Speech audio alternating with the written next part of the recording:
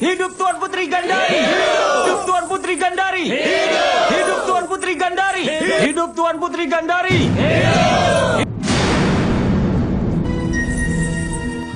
Pandu, aku bisa mendengar gelang kakinya. Tapi, kenapa suara yang lainnya hilang, Pandu?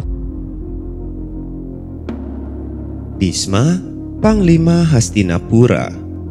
Dia memaksa Gandari untuk menikahi pangeran tertua dinasti Kuru, Dhritarashtra, seorang pangeran yang buta sejak lahir.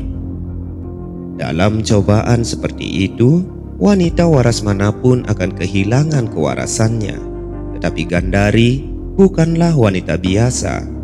Dipercaya sebagai reinkarnasi Dewi Pengetahuan, dia makhluk berbudi luhur yang mengetahui kelemahan dan penderitaan calon suaminya.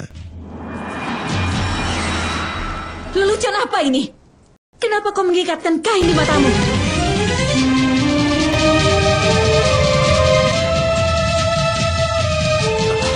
Apa maksud Ibu Ratu? Itu benar, Kak. Tuan Putri Gandari telah menutup matanya dengan sebuah kain.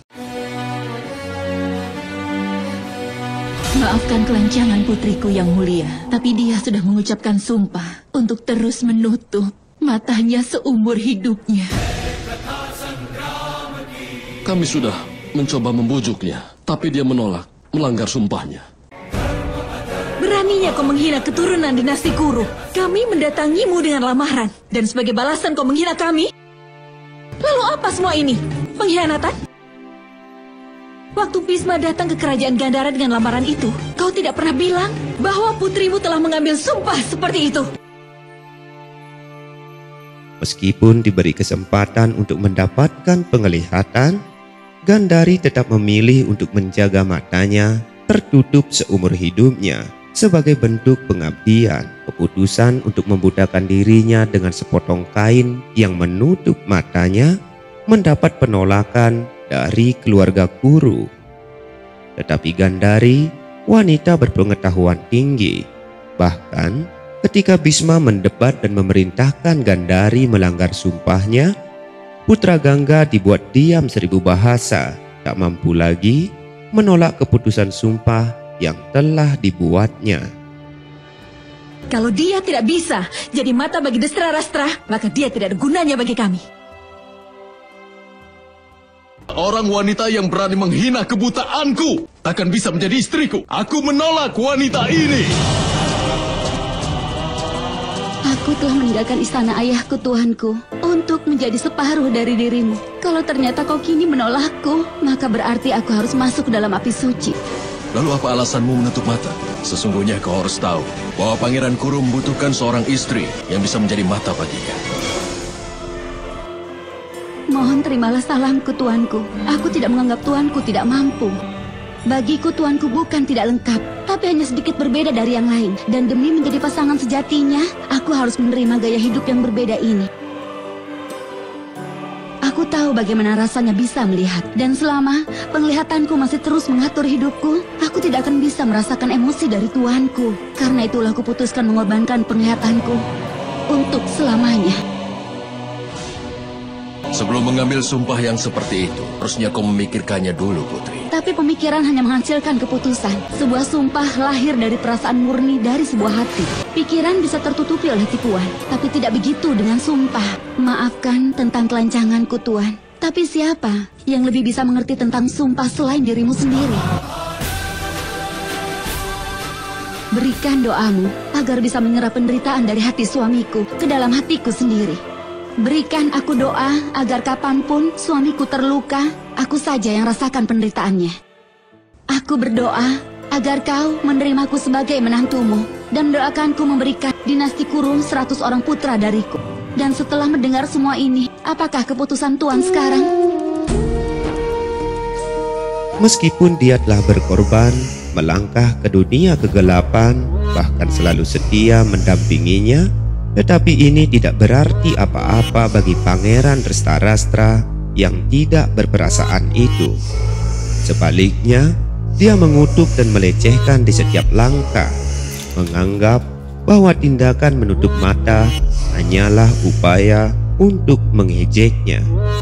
dia membiarkannya menderita dalam keterasingan, menghilangkan cinta yang pantas diterimanya. Masih ada secercah harapan yang tersisa untuk Gandari, dan itu adalah jabatan ratu yang akan diwarisinya setelah suaminya dinobatkan sebagai raja. Namun, wanita tersebut akhirnya menjadi korban nasib buruk lagi, karena suaminya ditolak menjadi raja hanya karena alasan kebutaannya. Terombang-ambing oleh takdir, Drestarstra terbakar oleh kemarahan dan kekecewaan. Dia semakin diliputi rasa iri hati, tipu daya dan kebencian. Di satu sisi, ini adalah saat-saat terbaik bagi Shakuni mendekat pada Drestarstra, menjadikan pangeran yang telah terbakar itu sebagai senjata untuk menghancurkan Prahbarata, untuk melengkapi sumpahnya. Ketidakadilan yang diterima Gandari telah menyulut dendam pada hati Shakuni. Yang mulia, ayo berikan pedangnya. Itulah perbedaannya antara kau dan Pangeran Pandu. Yang mulia, kau bisa mengangkat pedangmu, tapi kau tidak pernah menyakiti siapa. Tapi pedang Pangeran Pandu telah melukai semua orang tanpa perlu diangkat. Pangeran Sangkuni, aku tidak tahu apa maksudmu hari ini. Karena itulah yang mulia, karena itulah aku merubah cara berjalanku.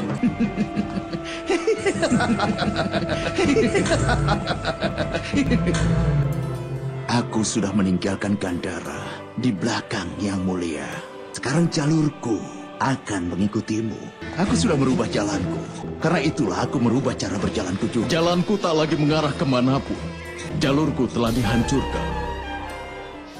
Kalau ada satu orang yang mengikat kakimu, maka itu hanya memperlambat kecepatanmu, tapi tidak akan bisa mengubah jalanmu, Raja Destra. Raja, berhentilah meledekku dengan menyebut sebagai raja. Raja dari Hastinapura sekarang adalah Pandu.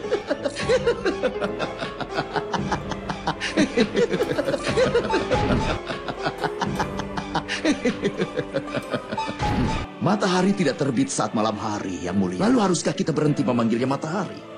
Kau adalah matahari dari Hastinapura itu, yang mulia. Tahta Hastinapura akan selalu menjadi milikmu. Kalau waktunya tiba, kau akan mendapatkan semua hakmu itu. Bagaimana bisa begitu? Saat ini aku tidak, tapi aku punya keyakinan pada waktu. Maukah kau mengajariku cara menipu sekarang? Apa itu juga melawan keluargaku sendiri? Keluarga yang mana lagi yang kau maksud, yang mulia Drestarstra? Itu keluarga yang telah merenggut hakmu itu. Aku juga merasa setuju.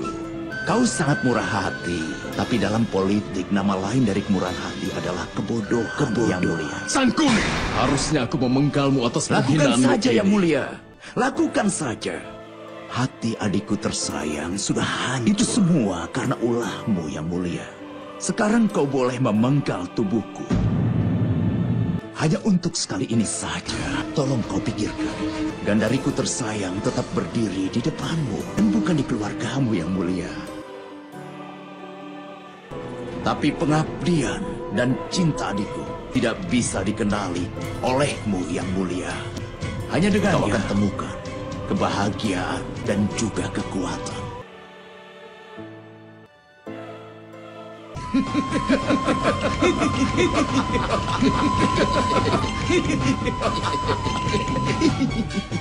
Wanita. Perlahan, Bisma mulai menyadari kesalahannya melamar Gandari secara paksa. Penyesalan memang selalu di akhir perjalanan. Setelah kericuhan antar pangeran dinasti Kuru kini merebak di istana Hastinapura.